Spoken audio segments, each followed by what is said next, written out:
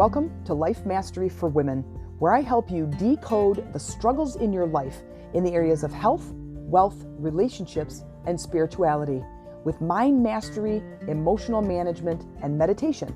Welcome to today's podcast.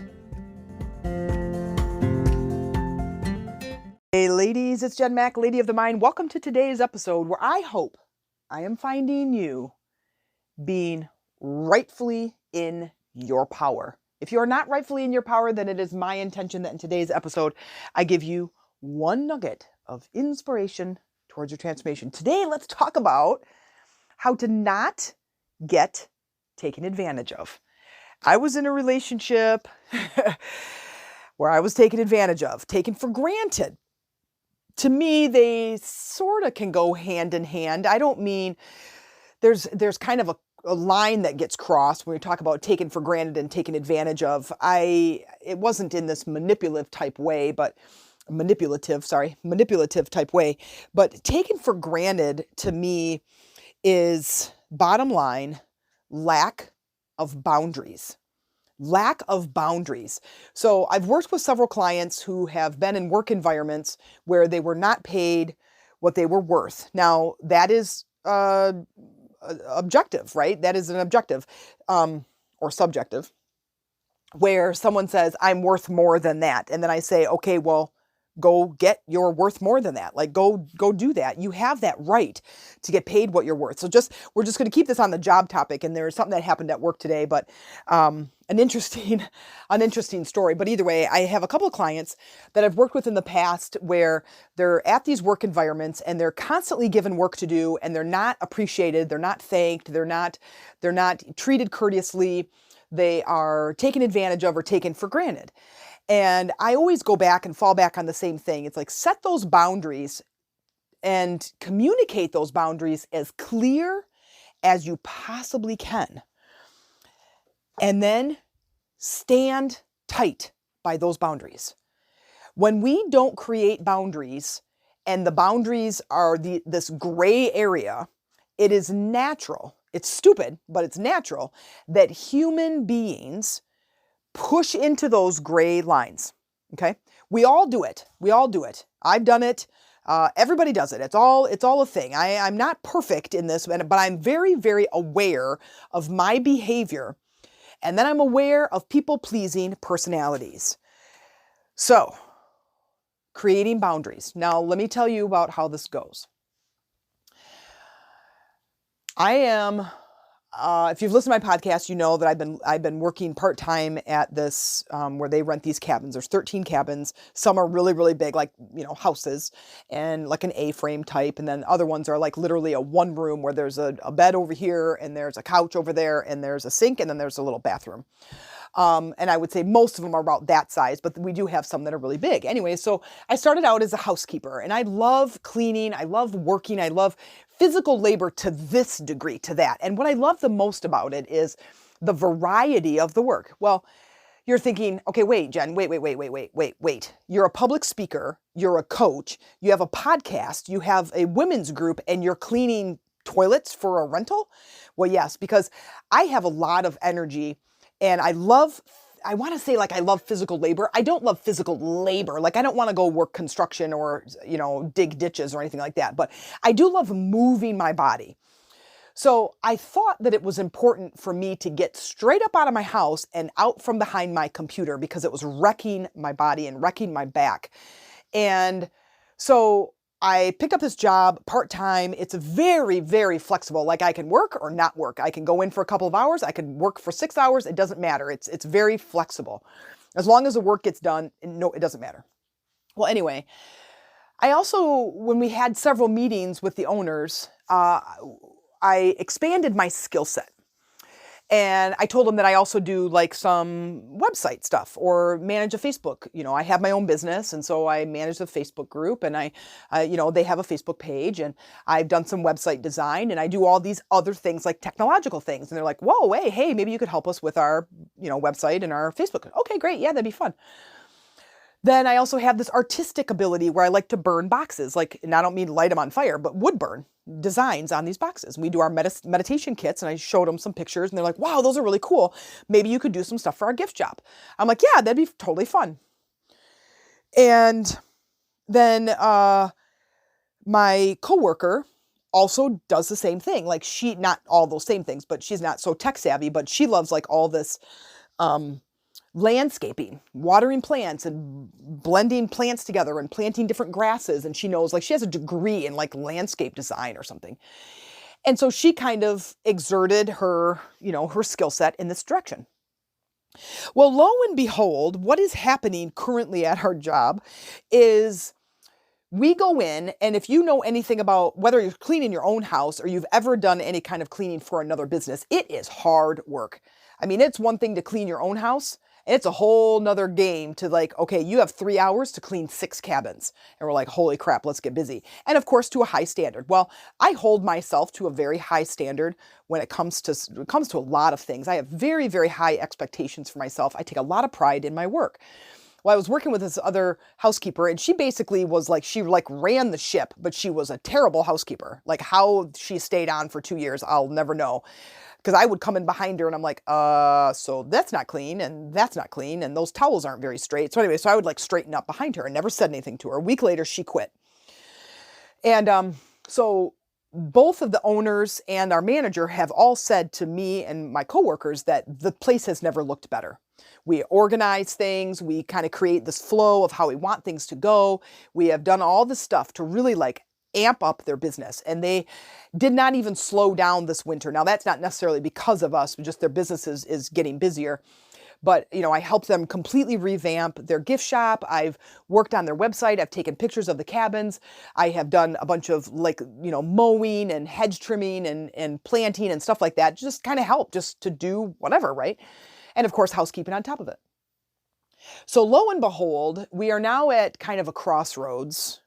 And what is happening is every time we go in, the manager and the boss, one of the bosses, is sitting in the air conditioning, eating lunch, and basically telling us and giving us more things to do.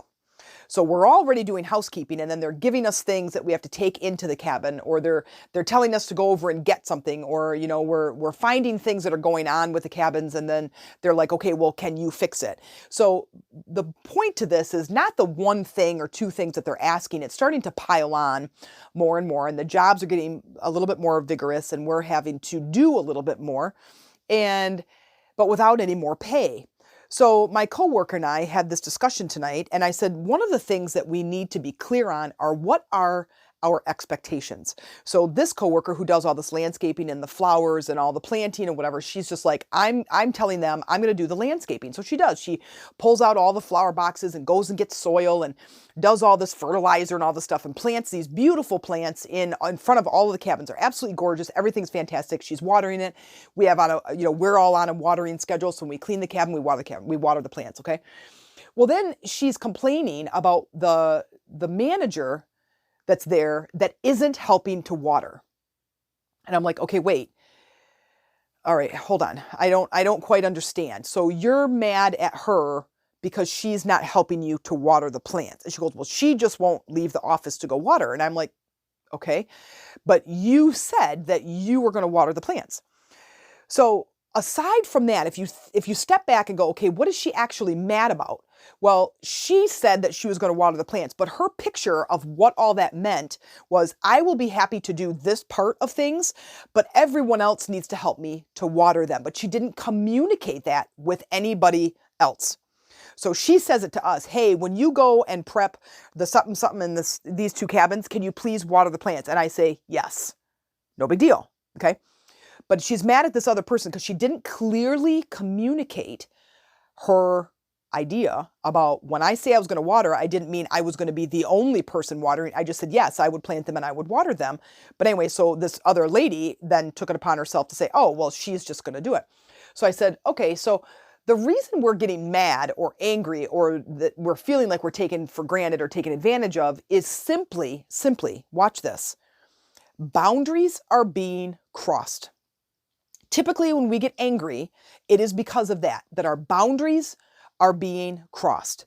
When our boundaries are crossed, then we have to step back and say, okay, wait, did I effectively communicate what my boundaries were? And or maybe that's number two. Number one would be, do I know what my boundaries are? Have I clearly defined my own expectations for this particular project or job or chore or whatever? And then step two would, have I clearly communicated these boundaries with the rest of the staff or your family or your spouse or whoever the other person is? Obviously, in this example, she did not clearly communicate. She clearly communicated it with us when we go into a cabin. Can you please water? Yeah, sure. But she has not clearly communicated that with this manager. So she's mad at the manager. So now you're thinking, well, you have no right to be mad at that manager. Okay, well, this is just a learning opportunity that she has to stand back and say, okay, what do I expect? What do I want? It doesn't matter what happened in the past. It doesn't matter what the person did before. Let's start clean and fresh right now and say, okay, what are my expectations? I would love that when the housekeepers do the cabins, that they will that they will water the plants. And we say, okay, yeah, we're good with that. I'm okay with that too. Okay, good. Now we say, okay, all of the front flowers, can you water those ones? Because we can't all be watering the plants. They're not going to get, it's not going to be effective. Plants are going to die. They're going to get soggy, root rot, whatever happens. Anyway, so when you are angry with somebody, when something happens, they did something or didn't do something, that is because a boundary got crossed. Then you have to ask yourself those two questions. Do I know what my boundaries are in this particular instance? Yes or no? And if the answer is yes, then the next is, did I clearly and effectively communicate those boundaries with the other person? Yes or no? And then if it's a no, then obviously you have some more questions to answer. So we're stepping back and going, okay, so we need to have a meeting, just the housekeepers, because we're all feeling a little bit taken advantage of. Because now if we don't have those clear, defined boundaries, we will take advantage. People will take advantage of what the gray area is. Take a kid, for example. If you take him to the beach, that's just this big open water and this big open field of sand, they will go all over the place. Typically, if they're having a good time, if they have a high freedom need, they will go all over the place, right? But if you have a swimming area, if you have a towel on the beach, you have an umbrella, you have your picnic lunch, they will stay close if you tell them and set the boundary. The expectations, okay? So we have to do the same thing. So take something that's in your life. Are you upset about something in some fashion of how you're being treated somewhere? And then ask yourself, have I clearly defined my expectations for myself? Here's another good example. You get two people that get together. They have this physical attraction. They get together. They create a relationship based on physical attraction. A year or two or four go down the road, go by, and then all of a sudden they're starting to realize the differences that they have at the core of their being. I thought him leaving the cap off the toothpaste was funny. Well, it isn't funny anymore. And now it aggravates me. Or he doesn't help with the trash. Where before he helped me with the trash. Now he's like calls me his boss if I ask him to help around the house. Did you clearly set these boundaries? Now, these are always things that you can do. That doesn't mean that the marriage or the relationship is doomed to fail if you don't have these boundaries in place, but you need to set them. So things that you get angry about, the boundary has been crossed. Now what do I do? So I told this lady that I work with, I said, we need to go to them and we need to first figure out what ours are. And it doesn't matter what hers are. It matters what mine are. It matters to me what mine are. How many hours do I want to work? How many days in a row do I want to work? How much effort am I willing? What type of jobs am I willing to do? And I said, if you're not willing to do something, blah, blah, blah, then tell them, you know what? I don't want to shock the hot tub anymore. I don't feel comfortable. I don't feel like I'm very good at it. I would rather just focus on this and this or whatever. And then you establish those boundaries. What this does is it allows then the other person to choose, do I continue with this person or not? So go back again in different relationship where I wanted to have kids, but I didn't actually want to give birth to kids. I just wanted to have kids. I really liked kids. I really liked working with kids, and I wanted to have the experience of raising kids. And my current partner, not my current partner, that's Amy, my previous partner, she made the comment to me, and I don't know if I said this in a previous podcast. It was actually quite hurtful, but she said, yes, someday I want to have kids, just not with you. So now I have to think, okay, so my idea of a family and a relationship is that eventually we're going to be a family. Like, I'm going to leave a legacy behind, and I want to leave it behind for my kids. Well, if I'm with this partner who doesn't want to have kids, well, then I better start thinking about my life here, right? These are my boundaries, and she's now saying, or these are my expectations, and she's now saying she doesn't want to have kids with me. Oh, geez, what is that going to turn out to be? Okay, so think of the times or the circumstances. Get your journal out. Figure out what things makes me mad. What are my expectations, or what is my boundaries? What is my boundary about that thing? And then clearly communicate that with people. So if you're in a relationship, you should be saying, is it okay for us to be with other people in our relationship? It's either yes or no. There's no gray line there, but it should be communicated. Is it okay if I drink or smoke? Or is it okay if I still have contact with my ex?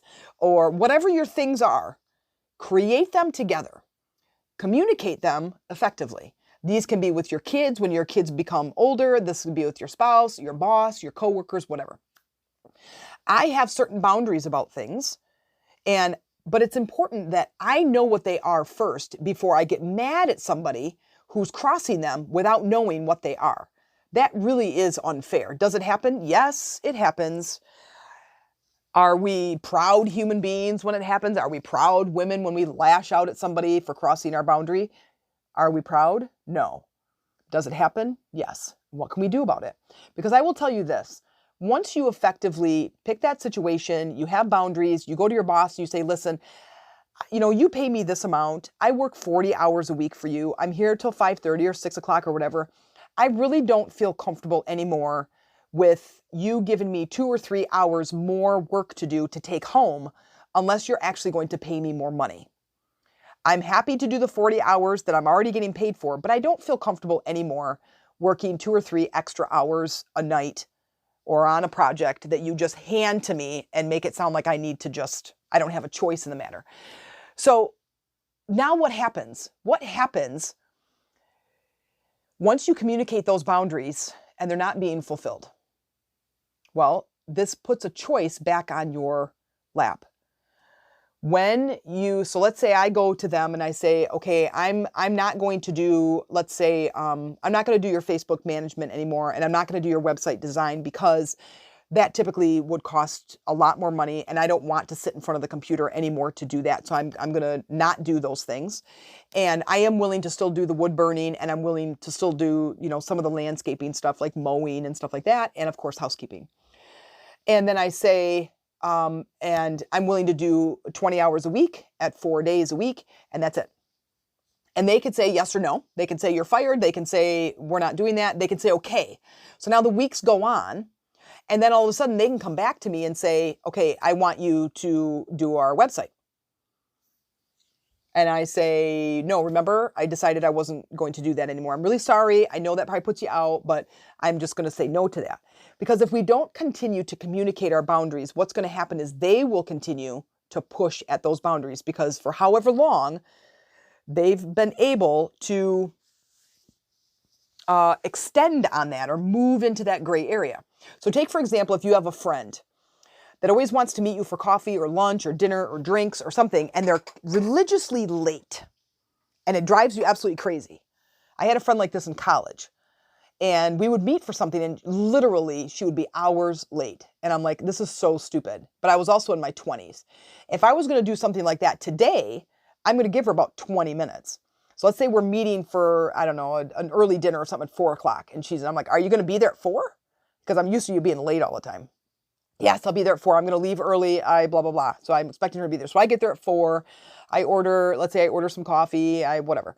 And it's now 4:15 and she's not here yet. I'm on the horn with her. Hey, are you coming? Are you late? Are you almost here? Are you whatever? And if I don't get an answer, she gets about 10 more minutes maybe. And then I'm going to send her a text that says, I left and went home. Those are my boundaries. I am going to communicate that with her. I'm going to say, okay, listen, if you're saying we're meeting at 4 and you're more than 30 minutes late, I want you to know that once you show up, I'm going to be gone. But I will send you a text if I'm leaving. And if she says okay to that, then that's good. But I will tell you, stand firm to your boundaries. Don't now stay there for 45 minutes hounding her or getting mad at her that she's late. You've expressed your boundaries. So here's what I would do. If we say 4 o'clock, I will probably show up at 4:30 and just see if she's there. And if she's not there, well, then I can leave. Or I could call her at 4:30 and ask if she's there. So this will help to alleviate some pressure, certainly give a little communication to other people that you are in a relationship with, whatever kind of relationship, your friends with, your boss, your coworkers, whoever, that you clearly know what you're talking about. This gives you an air of confidence and also a little bit, to me, a little bit of badassery that is like, don't mess with me. Because I am a woman of need and I am a woman in power. And if I say something, I'm going to do it. If I'm going to be there at 4 o'clock, we're going to be there at 4. But I'm saying I'm only waiting 30 minutes for you. And if you're late outside of that, I am going to leave. My time is valuable. I'm important. And that's it. And it doesn't give you this air of ego. It just sets a very clear standard for you and your communication. And I just love that about being where I'm at right now. I'm almost 50 years old in 2 months, well, sort of, September, I'll be 50, and this is July something, 6th. So I love being where I'm at in my life right now. And I wish that I had this podcast when I was in my 20s and 30s, because I tell you, I would have put up with a lot less shit. But when you clearly set those boundaries and expectations of how you should be treated, it is really interesting. People actually start treating you that way. And this woman that I work with, she just does everything, anytime, all the time. She might do it begrudgingly, but she still does it. And so her point for trying to set some action in place and get our needs met is I'm like, why don't we just basically, in a very light way, is like go on strike. Let's just not go to work tomorrow. We'll tell them we need to meet. We'll lay down our expectations. We'll say how we want to be treated. And then if we don't do that, then we have the choice to either quit or continue to be treated like gum on somebody's bottom of their shoe. And she just wants to continue talking to them. But she also has some social emotional, issues with confidence and self-esteem. So she'll continue working there for years to come, probably until she has a heart attack. And it's, but I do think that it gives you a feeling of confidence and this, like, I mean something to myself. Like, I'm worth it. I'm worth being treated with respect. I'm worth being treated as a person because I put out this type of energy and I expect to get that type of energy back.